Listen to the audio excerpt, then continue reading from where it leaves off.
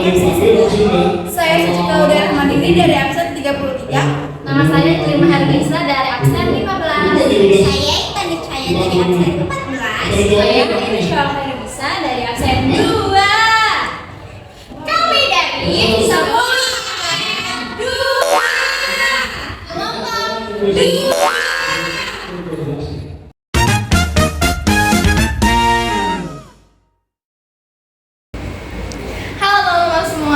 Setiap dari kita pasti punya mimpi dan harapan ya.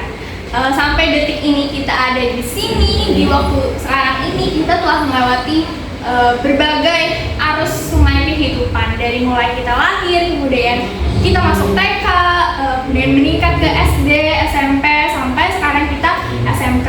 Nah pastinya di SMK ini adalah fase dimana kita lebih fokus memikirkan tujuan kita selanjutnya. Ada beberapa orang yang memang ingin bekerja atau membuka usaha sendiri. Nah, bagi teman-teman yang minat di bidang wirausahawan, kita akan sedikit berbagi informasi mengenai wirausaha. Sebelumnya, perkenalkan nama saya Roma, dan narasumber yang akan kita panggil hari ini adalah Bapak Rudi. Sama, menyaksikan. Halo semuanya. Perkenalkan, di sini nama aku Terima Herlisa bersama teman aku Tani Cahaya. Di sini kita akan mewawancarai salah satu guru yang berwirausaha di SMK Negeri 41 Jakarta. Sebelumnya di sini kita dengan Pak siapa? Pak Rudi. Pak Rudi mengajar apa di sekolah? Di sekolah mengajar 2 mata pelajaran. Satu mata pelajaran seni budaya, yang kedua ilmu pengetahuan alam dan sosial. Kita mau lanjut ke pertanyaannya. Yang pertama,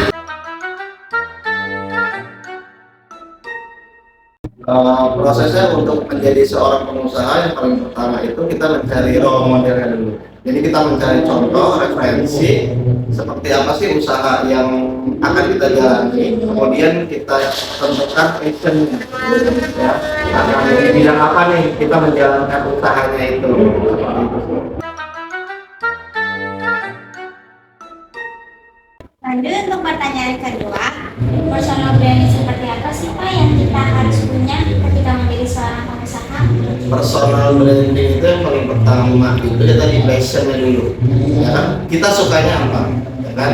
Terus yang kedua akan bergerak di bidang apakah usaha yang akan kita jalankan. Misalnya contohnya Pak Rudi itu mempunyai passion atau suka dalam hal merakit atau merancang. Terus kalau suka dunia otomotif, suka sepeda, nah kemudian kalau dicari hobinya, ketika dicari hobinya, nah kita akan menemukan kesukaannya tuh. Kemudian ya kita tinggal cari komunitasnya aja. Nah jadi kita akan menemukan brandingnya kemana dulu, ya ke komunitas seperti itu.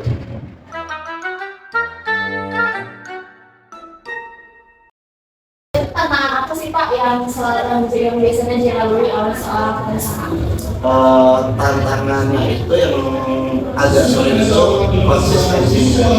Jadi kita bisa konsisten atau enggak dalam menjalankan usaha.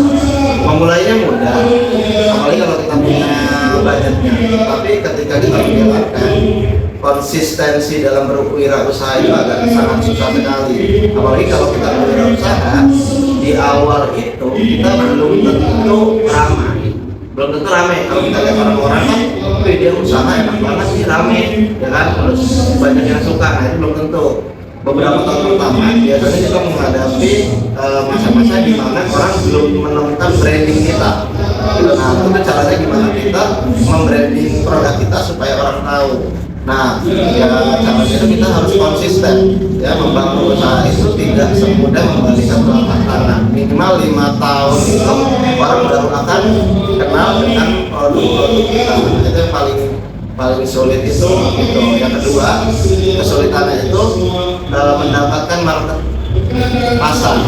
Kita bisa membuat produknya, tapi kita tidak menemukan marketnya, penjualnya. Nah, itu agak sulit. Makanya ini kita dituntut untuk bagaimana menggunakan produk kita ke masyarakat. Nah, bagaimana ya kita terjun langsung produk kita ini cocoknya ke kalangan yang mana sih, ke siapa sih gitu. Kalau produknya itu punya bengkel sepeda, ya Pak Rudi harus punya kegiatan-kegiatan atau sponsor dalam kegiatan-kegiatan baik tour atau car free day. Nah itu jadi orang bisa mengenal produk kita seperti itu.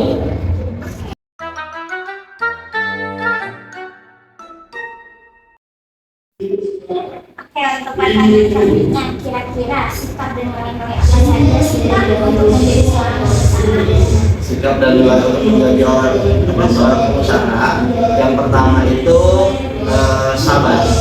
Yang sabar itu diperlukan. Kenapa ya tadi? Karena dalam berwirausaha itu kita tidak langsung menemukan konsumen. Setidaknya kita senang memasarkan produk kita dulu. Gitu. Yang kedua itu disiplin. Kalau kita tidak disiplin, itu kita tidak bisa mengenalkan produk kita, tidak bisa konsisten. Makanya dibutuhkan kedisiplinan ya dalam hal memasarkan produk, membuat produk atau membuat packaging produknya. Nah itu dibutuhkan kedisiplinan. Yang ketiga yang diperlukan itu ya budget. Tanpa budget kita tidak bisa berwirausaha. Modal itu sangat diperlukan. Modal itu bisa dicari dengan kita menabung, dengan kita pinjaman, atau dengan berinvestasi. Jadi satu usaha itu bisa dikelola oleh 3 orang. Nah itu akan memudahkan sekali. Seperti itu.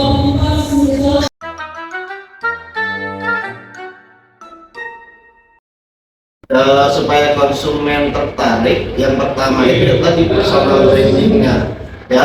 Ketika branding kita sudah bagus, orang sudah mengenal produk kita, maka orang akan datang dengan sendirinya gitu. Mereka akan datang dengan sendirinya, mereka mencari produk kita ya kan, seperti itu.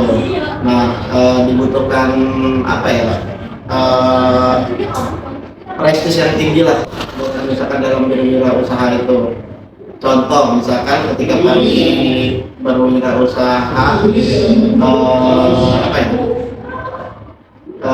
kopi kan, kopi itu banyak jenisnya. Bisa kopi saset untuk kalangan menengah ke bawah, bisa kopi yang memang untuk kalangan menengah ke atas. Karena kita mau pilih yang mana, berada di segmentasi yang mana. Nah itu harus dipikirkan brandingnya dan packagingnya ya kan. Kenapa? Karena orang itu biasanya pertama itu tidak melihat langsung ke produk, tetapi melihat packagingnya dulu. Ketika packagingnya itu bagus, orang akan beli. Tapi walaupun makanannya enak, kopinya enak, tetapi packagingnya tidak menarik, maka orang tidak akan membeli. Nah itu yang pertanyaan sangat penting itu adalah bagaimana cara personal branding dan packaging itu semenarik mungkin, didukung dengan ya tentunya rasanya yang bagus, rasanya enak. Nah itu tergantung kalian nanti produknya itu mau dijual apa.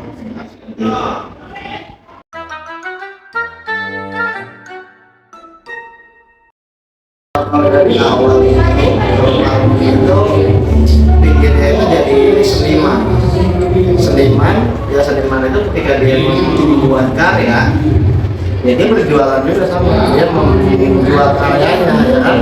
Tetapi karena Pak Rudi salah melihatnya, jadi ambil jurusan pendidikan seni rupa pada saat itu. Jadi mau nggak mau terjun ke dunia pendidikan. Jadi itu ya ternyata seru juga. Kalau bisa memberikan ilmunya, bisa sharing, terus jam kerjanya juga santai, jam 3 udah selesai ya kan. Nah di sela-sela Sabtu Minggu dan jam selesai itu Pak Rudi tetap bisa mengembangkan usaha-usaha yang Pak Rudi jalankan. Jadi ada beberapa usaha yang Pak Rudi kembangkan berdasarkan passion Pak Rudi. Yang pertama itu Pak Rudi punya tim itu bergerak di bidang art seni. Biasanya kita bikin booth, desain booth, terus mural, ya kan, lukis dinding, terus bikin desain dan yang lain-lain. Terus yang kedua juga Pak Rudi punya bengkel sepeda, tapi bengkel sepedanya itu sepeda hobi, jadi khusus penghobi. Yang ketiga punya parkiran motor, ya jadi ada beberapa tempat yang menjadi parkiran motor sekolah. Terus selanjutnya ya punya kontrakan juga. Gitu. Jadi pendapatan hasil duitnya dari hasil mengajar ini kita olah menjadi berbagai macam sumber wirausaha. Nah, nanti ini yang ketika kalian kerja biasanya kalian mau apa sih setelah kerja? Ternyata kebanyakan orang bekerja itu menabung untuk nantinya berwirausaha, ya kan? Nah itu salah ketika kita berwirausaha tetapi umur kita sudah tua. Nah yang bagus itu sekali ketika kalian bekerja kalian menabung, uangnya kalian putar, kalian menjadi pengusaha juga. Jadi kalian menjadi pengusaha di usia muda. Itu lebih menarik ya. Apa mendapatkan tantangan.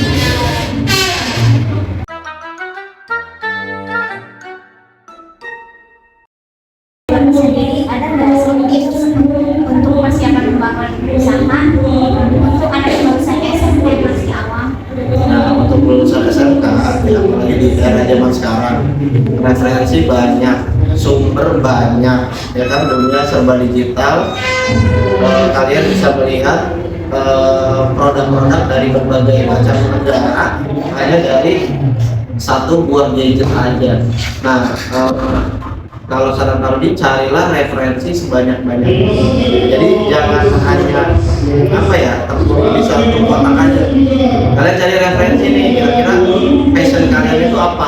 Ketika kalian sudah menemukan passion kalian, kira-kira usaha apa sih yang akan kalian jalankan?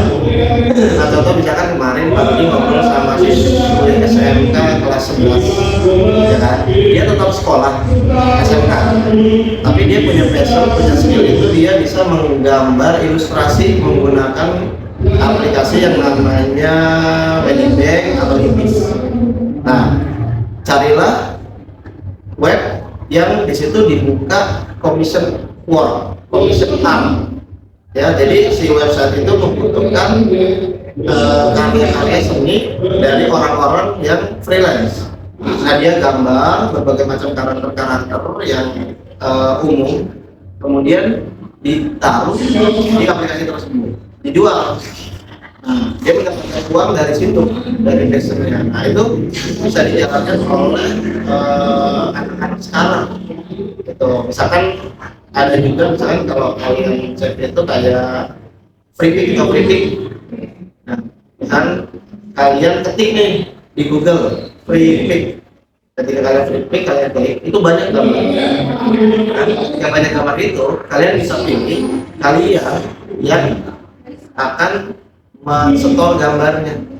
Kalian cari gambar di luar, kalian upload di situ, nanti orang beli gambar kalian. Nah itu bayar. Kalian akan mendapatkan duit dengan mudah dari situ. Nah memang hal-hal seperti ini yang tidak dipublikasikan, tapi kurang diinfokan mungkin buat anak-anak SMK zaman sekarang. Padahal itu bisa menjadi mata pencaharian yang sangat penting. Ya karena zaman sekarang siapa sih yang nggak bisa cari gambar lewat handphone? Gampang kan? Di Peping itu semuanya ada.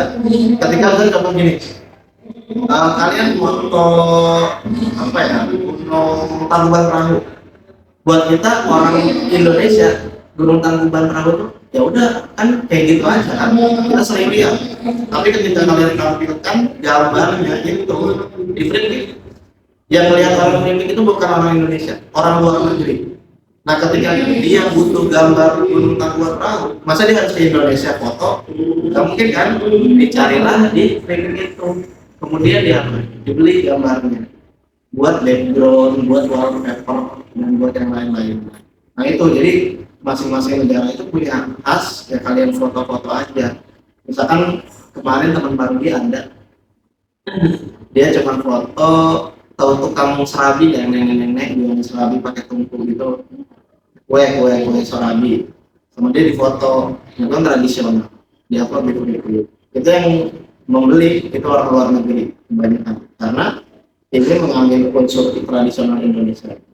Nah seperti itu yang nanti menjadi motivasi lah buat kalian kalau di usia atau di jenjang SMK aja kalian bisa mendapatkan hasil. Makanya kan crazy rich di usia muda kan, itu kalian tekunin aja, kalian cari. Terima kasih banyak kepada Kak Rodi yang sudah meluangkan waktunya untuk sharing-sharing bersama kita.